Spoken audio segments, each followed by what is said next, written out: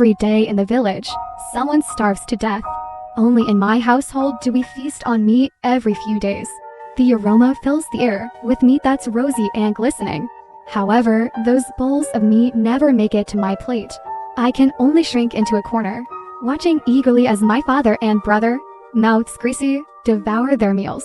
But not long after, they perish, and the mouths of their corpses inexplicably sewn shut with fine black thread.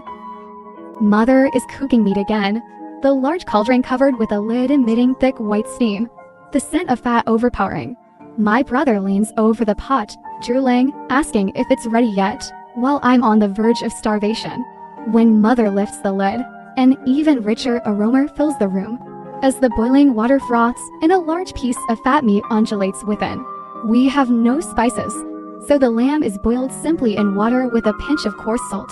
Yet the fragrance alone is tantalizing. Before the meat is even scooped into bowls, my brother grabs a steaming chunk and stuffs it into his mouth.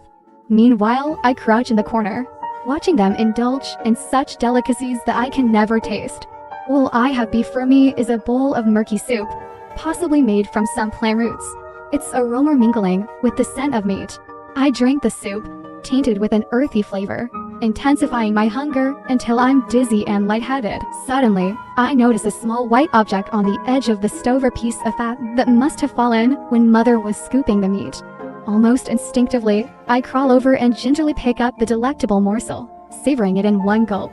It's the most delicious thing I've ever tasted in my life. But then, a heavy blow lands on the back of my head, and I collapse, seeing stars. Are you crazy with hunger? Who allowed you to eat that? Spit it out. Mother's voice is harsh as she strikes me, her tone trembling with fear. Father joins in, kicking and punching me, until I curl up in agony on the ground. A particularly vicious kick causes me to vomit, the half-chewed fat mixed with blood spilling from my throat. My brother, quick to react, rushes over to pick up the piece of meat I've disgorged and swiftly devours it. As I struggle to lift my head, I see him smiling gleefully, traces of my blood still on his lips, his eyes shining with greed. The village has been struck by a great calamity. 3 years of failed harvests, leaving many dead from starvation. There isn't a single grain left in the fields, let alone crops. Even the bark from trees, rodents from tree hollows, and tree roots have been consumed by the villagers. Death is a daily occurrence, and what's more terrifying is that if corpses aren't buried quickly, they are soon scavenged. What happens to those taken back, I dare not imagine. On this day, Father returns from digging potatoes empty-handed once again, my brother wailing with hunger and venting his frustration on him. Usually, Mother returns home earlier than Father, but tonight she arrives unusually late, her face unnaturally pale. From her bosom, she produces a packet of fat, trembling as she opens it. Both Father and my brother salivate at the sight of the translucent, succulent meat. Where did you get this meat from, dear? Father's voice is full of longing. Mother shakes her head, walking towards the stove without answering, urging us to eat quickly once the meat is cooked. Its fragrance is intoxicating. Once the meat is ready, Mother hurriedly hands me a bowl, urging me to serve them quickly and discreetly, so as not to let the neighbors smell it. As I lift the bowl, I see the milky soup with a piece of meat rolling within. I swallow hard, unable to resist picking up the piece of meat and examining it closely. There, on the meat, is a small figure of a monkey, identical to the one in Mother's hand. Startled, I glance up at Mother, who notices my gaze and awkwardly hides her hand behind her back.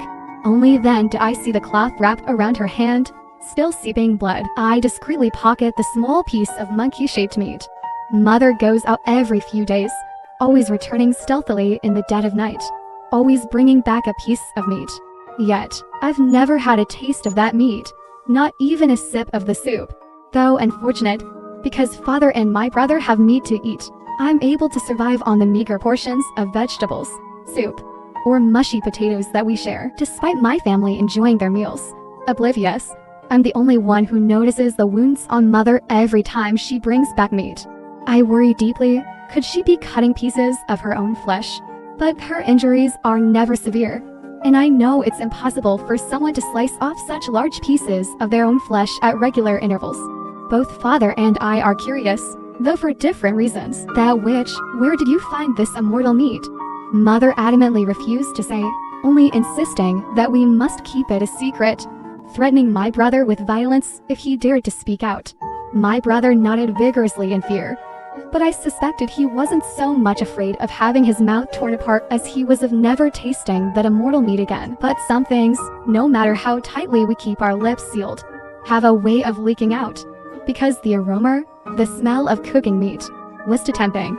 Even with all the doors and windows tightly shut whenever we cooked meat, the scent inevitably wafted out through the cracks and into the noses of others. One day, while Mother was nervously cooking meat, the door, bolted shut, suddenly burst open with a kick. "What delicious thing are you cooking, old woman? I could smell it all the way at the village entrance," exclaimed a woman. Mother shuddered, and the lid of the pot clattered loudly to the ground. It was the village chief, who, before becoming a village official, had worked in the township government managing local affairs. Those township records had been neglected for years and were submerged in water, many of them destroyed beyond repair. But Mother, being conscientious, meticulously reorganized and repaired each one, taking the opportunity to familiarize herself with the township records from the surrounding area. Among them was a minor incident that occurred in our village during the last Great Famine, about 70 years ago, which was similar in severity to the current one. Many died of starvation then, too. However, someone in the village discovered a large jar in the ancestral hall, in which something special was kept, a creature called meatlingi. It looked like a piece of meat and smelled like meat. Meatlingi was a living creature that grew when fed with human flesh and could be harvested for meat. Shortly after, it would regenerate, becoming whole once again. In other words, it consumed people just as people consumed it. Recently, our family ran out of food, and my brother and I were on the brink of starvation. Mother suddenly remembered this incident recorded by the village administration and, though she didn't hold much hope, she actually found the large jar containing meatlingi. She tried feeding it with her own flesh, and to our amazement, meatlingi grew a little. So, Mother quickly took out a knife and cut off a piece of meatlingi, hiding it in her bosom before rushing back home. Mother's words left us all dumbfounded. The village chief listened, his eyes turning red with greed as he rubbed his hands eagerly, even exhaling heavily in excitement. "I never imagined our little village could have something so good. Where is this meatlingi now?" he asked eagerly. Mother quickly waved her hands, cautioning him that meatlingi was not to be eaten. During the last great disaster, someone had consumed meatlingi's meat and suffered a terrible fate. But the village chief rudely interrupted her, saying, "I don't believe these absurd tales. Take me to see this meatlingi right now." That evening, we went to the ancestral hall and saw the large jar. The village chief couldn't contain his joy as he turned to Mother, but his expression changed instantly upon seeing her. "And you, listen carefully," he said sternly to us. "This thing is the village's treasure and will be handed over to the country in the future. But before that happens, as the village chief, I have the authority to handle all village property. None of you are allowed to divulge anything about this treasure. Otherwise, I won't spare you."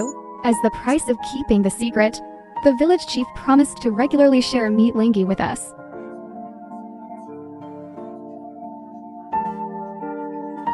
That night, when we returned home, Mother seemed absent-minded. I quietly asked her what was wrong, and she told me that meatlingi was an evil thing. The village records stated that it was nourished by human life. "Do you know what human life is?" she asked. I shook my head, still ignorant, and she explained that it was the life of a living woman. The next day, I heard people in the village saying that Widow Wang had disappeared. Some said she had starved to death, while others claimed that her body had been dragged back home by someone. Mei Xiang, the daughter of the carpenter, was a bit slow-witted, so both adults and children in the village bullied her, and only I spoke to her. She nodded knowingly when I told her I knew what had happened to Widow Wang, but she mustn't tell anyone. That night, our family ran out of food again, and Father sent me to the village chief's house to ask for the promised meat. As I approached the village chief's house, I heard muffled voices leaking out through the closed door. Curiosity got the better of me, and I peered through the crack in the door. Widow Wang lay half naked in the village chief's arms, her lips painted a bright red, pressed against the fish-like lips of the village chief. After everything was done, he begged the village chief for some food. The village chief, with a smug expression, ran his hands over his weathered body, mysteriously telling him that food was nothing compared to what he had to offer. Following them to the ancestral hall, Widow Wang's eyes lit up at the sight of meat lingi. Reaching out to grab from the jar, the village chief became agitated, grabbing Widow Wang's long hair and viciously slapping him until he came to his senses. But by then, Widow Wang was beyond help. Panicked, the village chief paced in circles, muttering about having killed someone and wondering what to do. Suddenly, his gaze shifted to the jar, and his mouth twitched into a sinister smile. Blaming Widow Wang for trying to steal his treasure, he seized him and threw him into the jar. The jar violently trembled, followed by the familiar roamer as meat lingi consumed Widow Wang. In the midst of the village chief's maniacal laughter, I ran home for my life. Mother had warned me that only living women could feed meat lingi. Widow Wang hadn't been killed by the village chief. He had become the sustenance for meat lingi. The next day, the village chief visited our home again, surprisingly with a much gentler attitude. He even brought a bag of aged grains, a rare commodity nowadays. He cut straight to the point, asking my father to take care of meat lingi. If you nurture this treasure well, I, as the village chief, will ensure you're well rewarded, he said. My father, clearly disturbed, asked how he could feed it.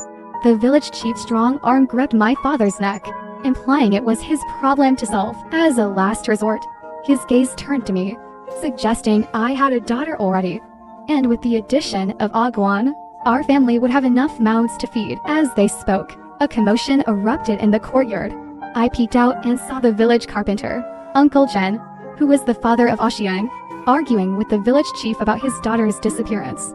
The village chief, draped in a jacket, emerged from the house to see what the fuss was about. Deaths happen in every family nowadays. I may be the village chief, but I can't control fate, he said, trying to pacify Uncle Jen. However, I overheard Uncle Jen mentioning meat lingi. The village chief, visibly alarmed, grabbed Uncle Jen and left our house. Curious, I followed to eavesdrop on their conversation. It turned out that Xiang had told her father the secret I had shared with her. Despite being slow-witted, she knew how to focus on the important points.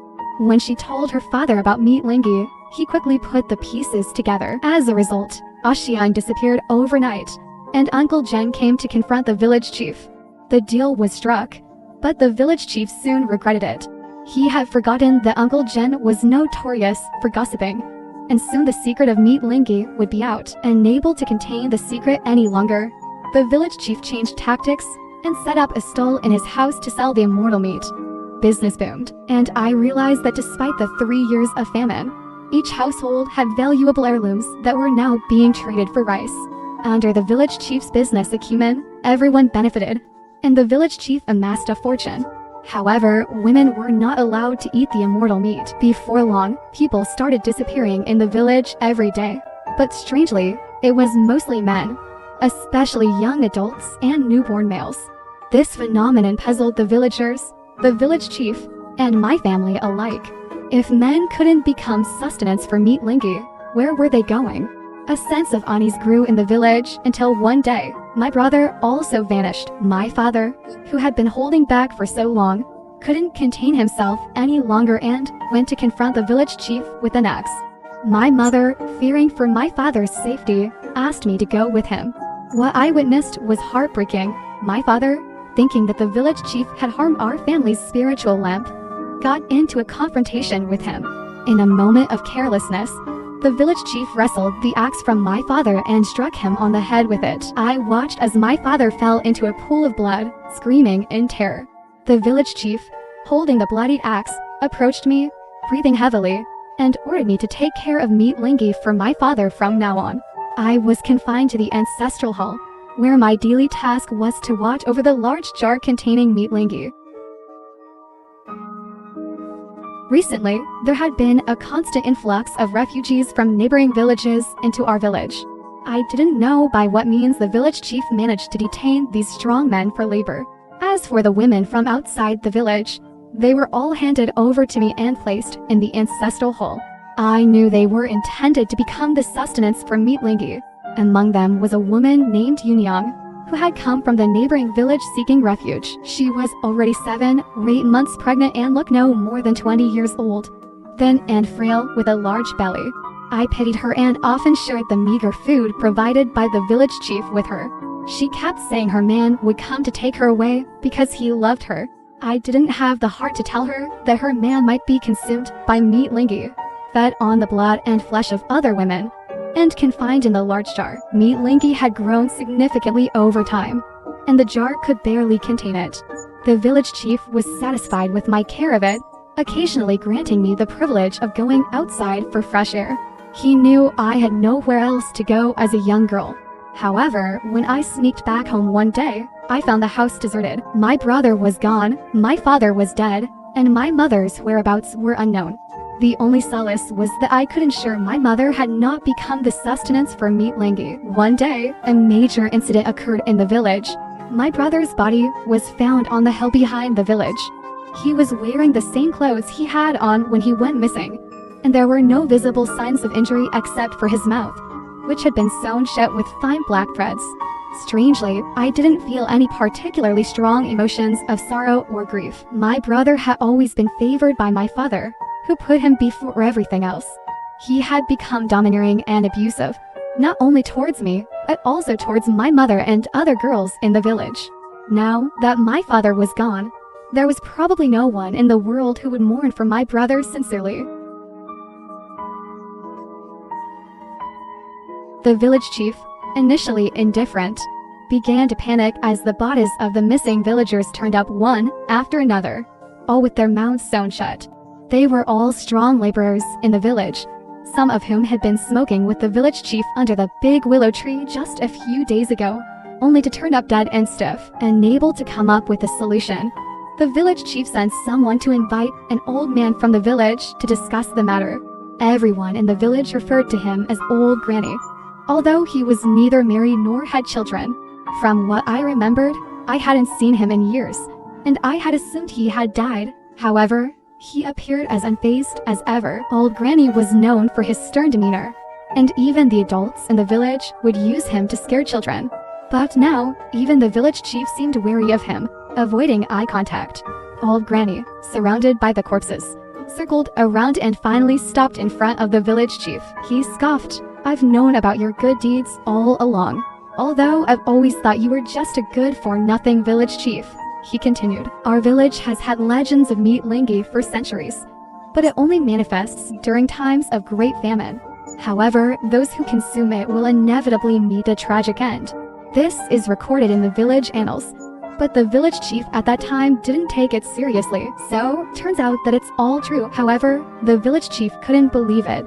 Without that treasure, half of the villagers would have starved to death long ago. It's supposed to be something that saves lives, so how could it harm people? He muttered angrily, convinced that some old woman was behind it all. Ever since he escaped from the village, these ominous things started happening. He immediately called for a village meeting. That evening, all the men in the village were ordered to accompany him to find the old woman, even if they had to turn the whole village upside down. However, the plan that night couldn't be executed because the village chief also died. When his body was found, his mouth was sewn shut with black threads. I was abruptly awakened from my sleep and thrown into the courtyard, surrounded by people demanding to know the whereabouts of my mother. Old Granny stepped forward and approached me, his wrinkled face terrifying enough to give anyone nightmares. "I know you, girl. You've always been full of tricks," he said, shaking his head while I desperately tried to shrink away. He grabbed me with his thin but strong hands and demanded to know where my mother was, threatening me with something he pulled out of his pocket.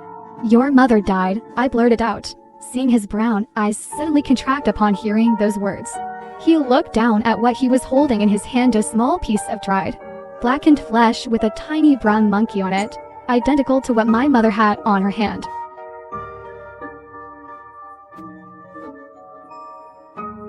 That night, I couldn't sleep in the ancestral hall.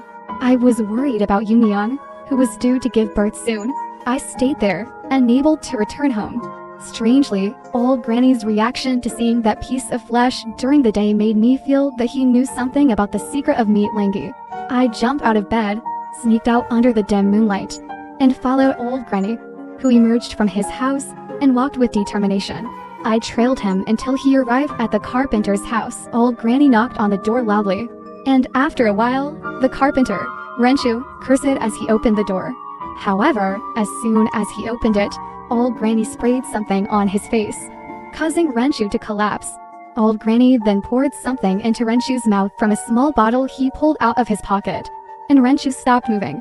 Old Granny dragged his body to a well in the courtyard, and with considerable effort, heaved it into the well. Then, I saw old Granny sit on the edge of the well, panting.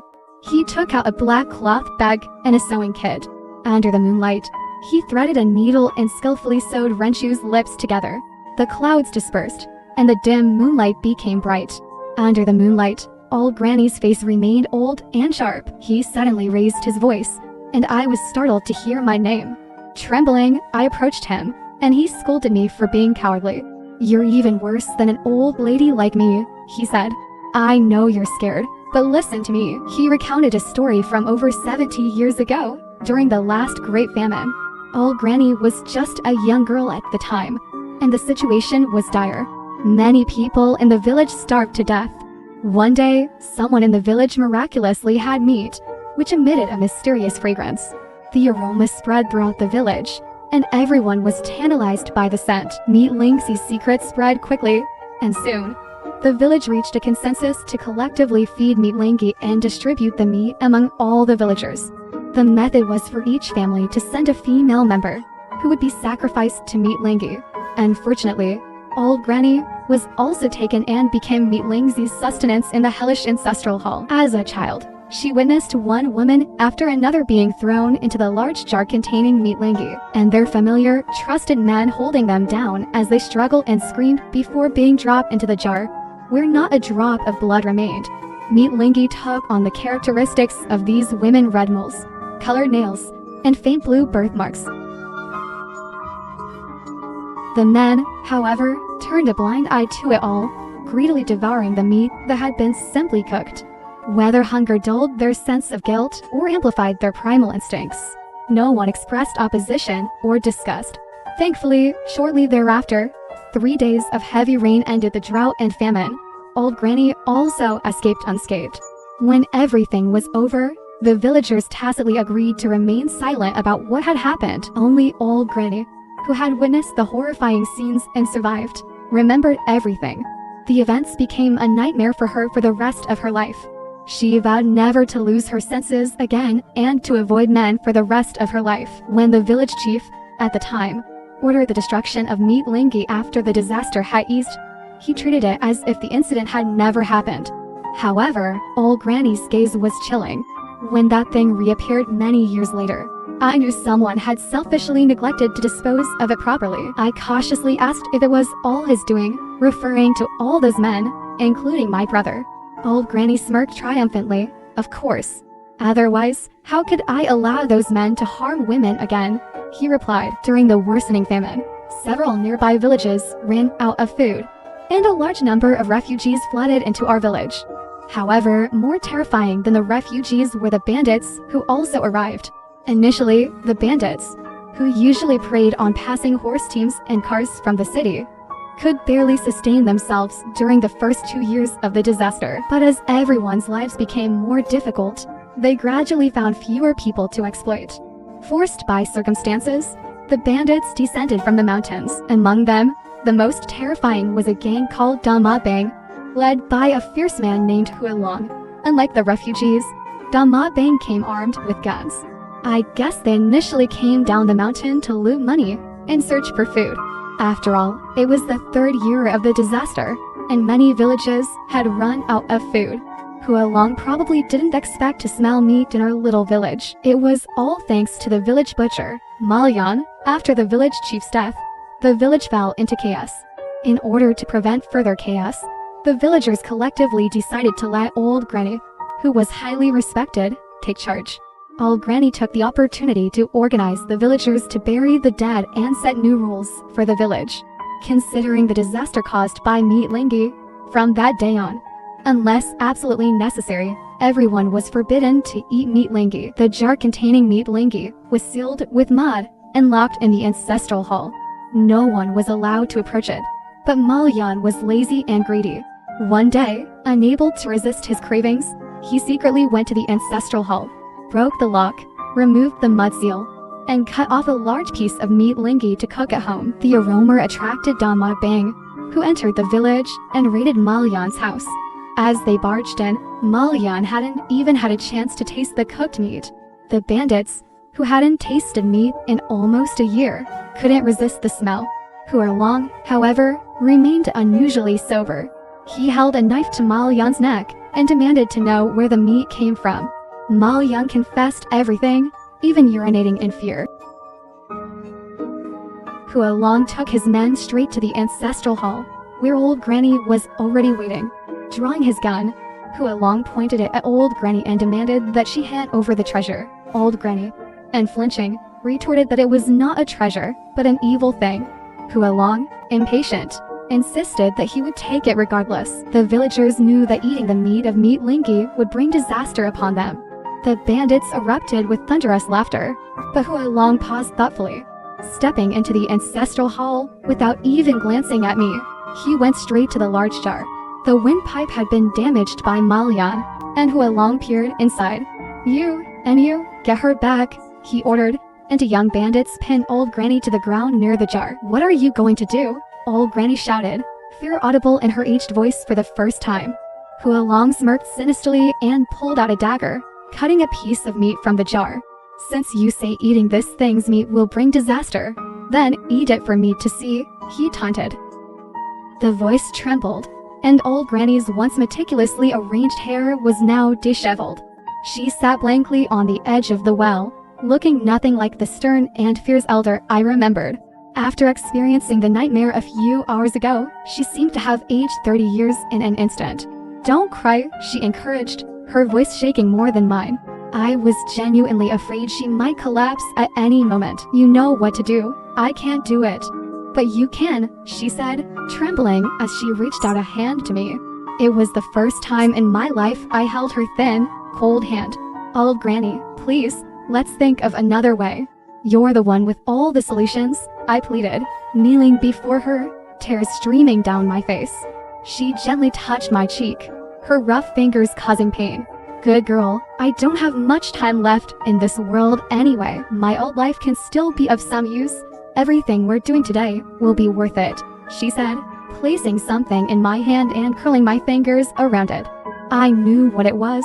I had seen her take it out before, to sew up mouths after death.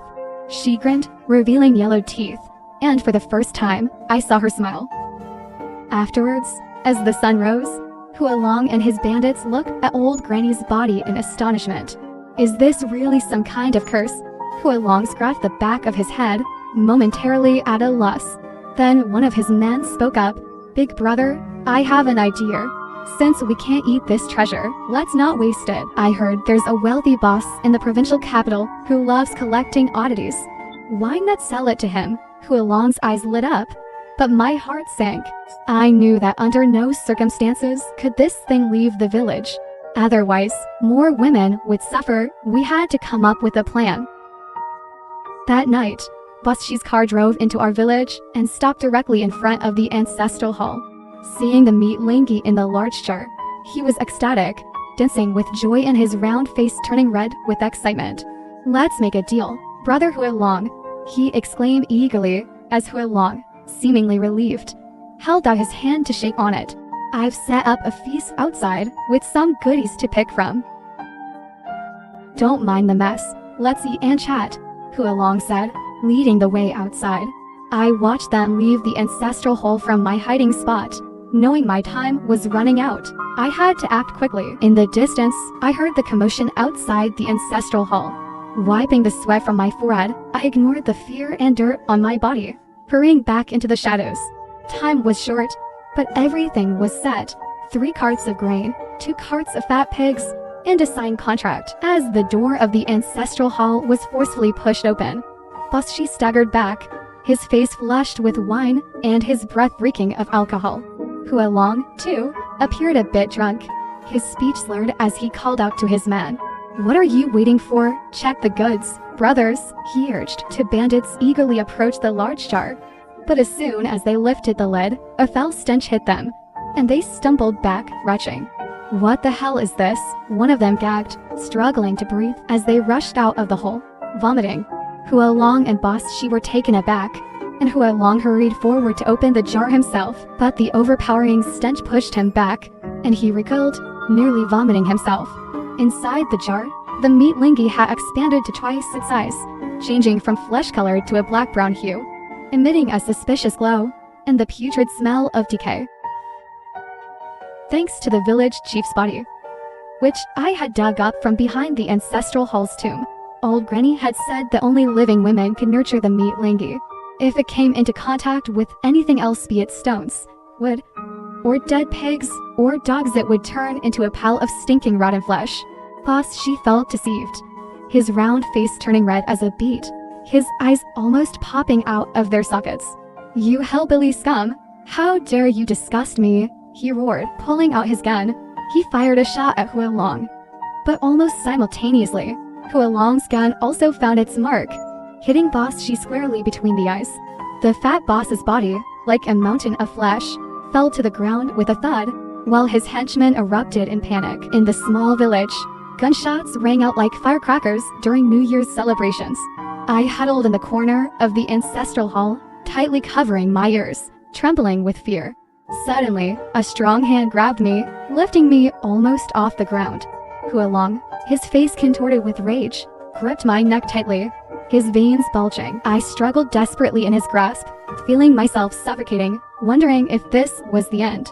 Had I completed everything I needed to do? If not, how could I face him, face Granny, face Mother? A gunshot rang out, and I fell heavily to the ground, nearly losing consciousness. But the impact cleared my airway, and I gasped for breath, fighting to stay conscious. As my vision cleared, I struggled to sit up and look towards the doorway. There stood Mother, holding a smoking gun, with a group of familiar women behind her, the same women who had been brought to our village as sacrificial offerings. "Don't be afraid, I'm here," Mother said, tears blurring my vision. "Mother ... I sobbed, as memories flooded back. Back when I was taking care of the meat lingi in the ancestral hall, the women who had been brought in were secretly escorted out by Mother and me, hidden away outside the village. Each one had cut off a piece of flesh before leaving to feed to the meat lingi, including myself. I was never exempt. I was just like those women, sharing their fate. Mother had used Boss Shi's gun to shoot Hua Long, which startled me. But before dying, Hua Long had also managed to shoot Mother. The remaining bandits fled in chaos back to the mountains. Mother fell into my arms, apologizing and blaming herself. But I shook my head, tears streaming down my face, denying her accusations. "It's not your fault, Mother. It's theirs," I insisted. Tears welled up in Mother's eyes, overflowing with sorrow. "I was so afraid you would starve to death. I knew they wouldn't spare you if there was nothing to eat. I didn't know what those father and son would do. I had no choice but to find the meat lingi, but I couldn't let you eat it. Every bite you took had to be clean," Mother confessed, her voice choked with emotion. Mother had reanimated the meat lingi, a sin she bore alone. She had manipulated the village rules, warning of divine punishment for consuming it, to deter people from attempting to eat it. It was her decision that had implicated Widow Wang and Xinxiang Nani. It was her decision that had brought disaster upon Granny. That's why Granny knew everything.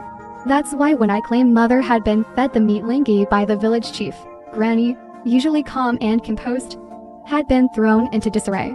She knew it was Mother's doing. And even in his dying moments, Granny had used his last bit of strength to cover up Mother's lie. Mother grasped my hand with all her might, making me promise to destroy him, to prevent him from harming another woman. In the middle of the ancestral hall, I piled up a towering funeral pyre and placed Mother's body on it. I lit the torch, watching as the flames consumed her and the meat lingi, tears blurring my vision. I knelt and cowed out to Mother 3 times, until blood trickled down my forehead, mingling with my tears. As the flames roared into the sky, consuming the ancestral hall and the meat lingi, along with mother's body. I stood at the village entrance, halfway up the mountainside, holding Hua Long's gun in one hand and clutching a bundle in the other my newborn baby, Yunner. Behind me were the women of our village and neighboring villages, united in solidarity. In the distance, amidst the wind, I seemed to hear a voice, aged and powerful, saying, "Be brave, my child." I turned, walking towards the depths of the mountains, guided by that voice in the wind.